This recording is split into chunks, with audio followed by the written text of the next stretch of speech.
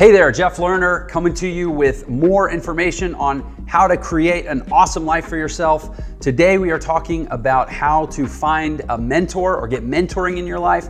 This is something that I get reached out to about a lot. A lot of people are seeking mentors, and I think there's a certain way that you need to think about the question and approach it to really be successful and not set yourself up to be disappointed a lot. So that's what we're going to talk about.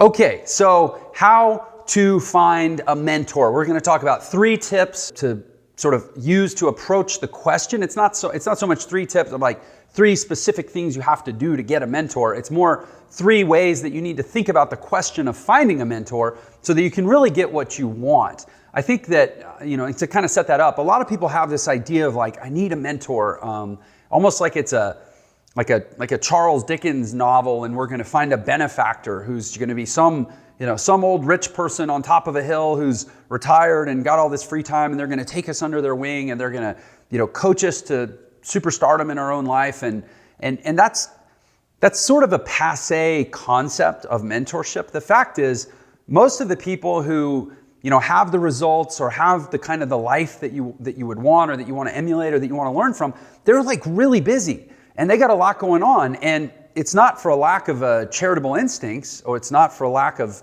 benevolence. It's just the reality that, like, in order for them to sustain the life that has attracted you to them in the first place of saying, hey, I wish maybe this person could mentor me, they have a lot to do, and they enjoy what they do. And in order to keep it going, they're really busy. And so this idea that you're going to find a person who's going to take this totally selfless, almost like purely charitable interest in bettering your life, even somewhat to the expense of their own, where it's like, I had this time that I was spending productively on my business, or I was spending with my family or my loved ones, and I'm going to just carve out a little bit of it and give it to this other person because they need help. Like, that's just kind of not how the world works. And so, and again, I'm saying this as someone who gets, a fair amount of outreach from people that are looking for help or looking for guidance. Like, it's not that I'm a jerk, it's just that the model of saying, let me give individual one-on-one help to people who are not involved in my business, there's no exchange happening, no value exchange, which we'll talk about. Like, that's just not a realistic approach, because frankly, there are more people wanting mentorship than there are mentors that you would want. Look at the internet. There are millions of people online trying to figure out how to create this alternative path for their life that's not just the hamster wheel 9-to-5 grind. And they're all looking for mentors, and they're all reaching out to, what's maybe thousands of people, but there's millions of people reaching out to thousands of people who they see, high profile, prominent, successful people saying, hey, can you help me with this? And it's true in any industry. It's true in real estate. Look at real estate. You've got hundreds of thousands of real estate agents that are in the bottom 90% that hardly even make a living as a real estate agent. And then you've got the top, 2% or 5% or whatever it is that are the top producing realtors making multiple 6 or even 7 or 8 figures. And everyone in the bottom 95% or 90% wants to be mentored by the top 2%. There's just, the numbers don't work. And the top 2%, they're really, really busy. The reason that they're doing those numbers is because they're out there constantly taking listing appointments. They're constantly working their phones. They're constantly working their network. They're doing the work that if they had the time to stop and say, okay, come here, let me take you under my wing and tell you what to do, it's exactly what they would tell them to do, is say, here's the work, do it. But they don't even have time to do that because they're busy doing the work. That's just how the world works. So if you're approaching the world of saying, I need to find me a mentor who's, going to kind of take me on as a case, like that is a model that sets you up for disappointment. So what I want to do is I want to change the conversation around mentorship, because the fact is mentorship is powerful, it is real, it is hugely effective, and I would argue that it is essential to really, really helping people get success, and again, like so much of what I talk about, this stems from my own experience. I was a poor, relatively poor, certainly undercompensated for the life that I wanted, struggling, frustrated, floundering, young, aspiring entrepreneur who was at a place where I felt lost and confused and didn't know what I wanted to do, but I And I had this notion of like, man, if I could just get somebody to believe in me and invest in me and support me and assist me and coach me and teach me, that like, you know, all this opportunity would open up. And there's truth in that. But the way it happened, because that did happen for me. It happened with multiple people. But the way that it happened was never like, you know, woe is me, excuse me, sir, can you mentor me, please? And like, that isn't how the world works. The key is you have to have something to exchange. When I look at my life and I look at, you know, a few people along the way that were huge mentors for me, I think, what were they looking for? And what was it that they were attracted to that drew them into the conversation of being willing to help me out? And first of all, you got to show up with a ton of energy, a ton of enthusiasm, and a ton of willingness to chip in and be of service and be of value in any way that you can. So that was the beginning of the possibility of the conversation, was like, listen, I'm young, but I'm scrappy and I'm smart and I'm hardworking and I'm driven, and I'll come help. I'll come, you know, whatever opportunity I can get to come into your space and just be around you, I'll take it. If I can come fix your computers, I'll fix, you know, I was pretty decent at computers. Or if I can come sweep your floors, or I can come, you know, whatever, follow behind you and erase your whiteboards for you, or whatever. Like, the willingness to help and to serve and to create value with whatever you can offer was so essential. And I look at a couple key mentors in my life, and it was totally a win-win equation. It was not a case of just help me out of charity or like a zero sum. You give and I take. It was never about them giving and me taking. It was always about me giving and them giving back. I'll use like another example for as I think something that happened recently. So, for example, the guy who shoots these videos for me, who, like, when this video is done, the video will stop and it'll go and somebody edits it and puts all the little graphics on it and everything. The guy who does that, he told me recently, he said, you know, I really, really love when you're recording videos, I like to be around it because it's really inspiring and it's really uplifting. And the conversations we have between the videos and stuff, he didn't use the term mentor, but he was basically just describing, like, it's a really positive part of his life to come do these videos with me, and that he really, really loves the experience. And that's a perfect example of what I'm talking about, because, you know, he's a young college student and he's got access to someone who's doing some things that are kind of in the direction that he wants to go. And it's not a charity case. He's not here because I took pity on him.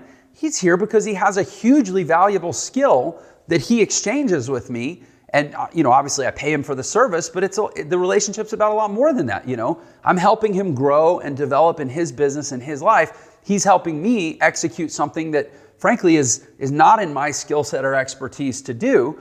So if you want to find a mentor or mentors, which we'll talk about that, thinking plural, it's rare that, it's probably not even realistic that you're just going to find one totality of a mentor in your life that's going to, you know, be your guy for the next, or your gal for the next 50 years of your life. Like, that's just not how it works, right? You know, whatever it is, have a skill that you can go exchange. And maybe your skill is just that you have a great attitude and you're willing to do whatever it takes. But I would suggest that it's probably something more along the lines of like, hey, I can help you with your computer, or in this case, I can help you create videos, or I can help you with your copywriting. I can help you with your website.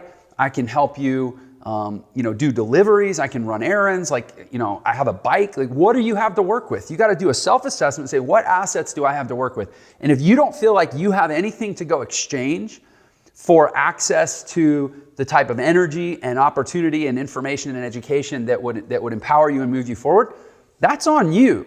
That's not on the world to say, oh, well, we owe it. We need to help this person. That's on you to develop skills and develop value so that you have more to go trade with. You know, go online, if you're watching this video, you're probably on YouTube or Facebook or something. Go look at videos that teach you how to do things. Teach yourself how to edit, how to use Photoshop. And then go offer your services to people who might need photo editing if that's your gig, or teach yourself how to, write a jingle and go work at a TV station and offer to write jingles, or whatever it is. Teach yourself how to do something and make that your asset that you can go trade for opportunity and access if you don't have money or resources to pay for coaching. But understand, if you don't know what you're trading, you're probably not going to get to make the trade. That's the point of the exchange equation. And the next thing, and this kind of goes with that, is call out the elephant in the room. Like anytime you walk up to a business person, let's not kid ourselves. This isn't because, Jeff Lerner is some, mercenary capitalist pig who's ruled by greed. This is the truth. This is how all business people think. People that are successful in business, people that are successful in accruing wealth and assets and abundance in their life, they think in terms of the relationship between time and money. I promise you, every successful person you know has decided on a value of their own time. And when you go up, and that's why you start talking to someone, in a few seconds it's cordial, 30 seconds it's cordial. 7 minutes into the conversation, they're starting to shift and they're maybe looking at their watch. They got somewhere to be because they just have this, really successful people have this internal clock that is always running. It's a meter that says, my time is worth money, my time is worth money, my time is worth money. And 30 seconds, 5 minutes, maybe 5 minutes, maybe 2 minutes, whatever, but you get to 10, 20 minutes, that's costing someone, depending on what that number is, it's like literally like costing them hundreds or thousands of dollars. Now, are they like that with their kids? No. Are they like that with their spouse? No. Are they like that with their good friends? No. But you got to understand, really successful people, they have so many people coming to them wanting things that they have to draw a pretty tight circle around who gets my time without having to consider the value of it economically. And everybody else goes into the category of what's the exchange? What's the value exchange happening here that makes this make sense for me? And if you can't make peace with that reality, if you want to resent that reality, if you have an ethical problem with that reality, you can't choose to live in a different world than the one that you live in. And if you have a problem with that reality, then the problem is your problem that you need to work through that. You need to change your relationship with money. You need to change your energy. You need to get comfortable with the fact that really successful people have a high standard of the value of their own time. And that if you want to have more than a few minutes of their time, it needs to be crystal clear what you offer in exchange for that. And if you can't bridge that gap, that's the elephant in the room, by the way. Call it out. You walk up to someone, sir, listen, I just want a moment of your time. I know your time is extremely valuable. Get to the point. And then pretty quickly, if you have some idea of like, I'd like to do more, or I'd like to go further, with this conversation, hey, I'd like to take you to lunch. I don't have that much to offer, but at least let me offer you lunch. Or hey, I'm really good at computers, I'm really good at videos, or I'm really good at, audio, or I'm really good at tech, or I'm really industrious, or I'm really hardworking, or I'm really creative, or I'm a good artist, or I'm something. Is there anything that service could do for you to be of value that I could trade in exchange for a little bit more of your time to talk about my idea or my problem or my whatever? The simple fact that you offered something and that you addressed the elephant in the room, which is that their time is valuable, very often is going to engage their instincts to go, hey, no, man, listen, it's okay. I really appreciate that you offered that. I appreciate you recognize, the dynamic here. But yeah, tell me what you got. I got 10 minutes. Let's get down. Tell me what you got. Hit me with it. And the energy will change because you didn't disrespect them by acting like they had all this time to give and that they owed it to you. I promise. I've been the guy that people are coming to, and I've been the guy that's coming to people wanting and hoping and almost begging for time, attention, energy, money, possibility, whatever it was. And that calling it out and addressing the issue by offering something in exchange will totally change the dynamic and make a lot of things possible that are not possible as long as it feels like you're begging or you're not respecting the dynamic. And then finally, think plural. It's very, very, like I said, very unlikely that you're going to find one perfect be-all, end-all mentor for your life. The reality is you're going to have mentors along the way. First of all, you don't even have to know anyone to be mentored. One of the greatest things about this world is that really smart people, one of the natural progression points of being a really smart person in this world who does a lot of cool things and succeeds is at some point somebody says to them, hey, you should write a book. And a lot of them do. And once they write books, what they've done is they've given you a portal into their brain. You want to know how a really successful person thinks? Read their book. And you're getting mentored by them. In fact, you're getting mentored by them in a controlled environment where you don't just get one pass or one shot for them to tell you what they think. You get to read it and reread it and take notes on it and highlight it and underline it. And even you can read it out loud to yourself.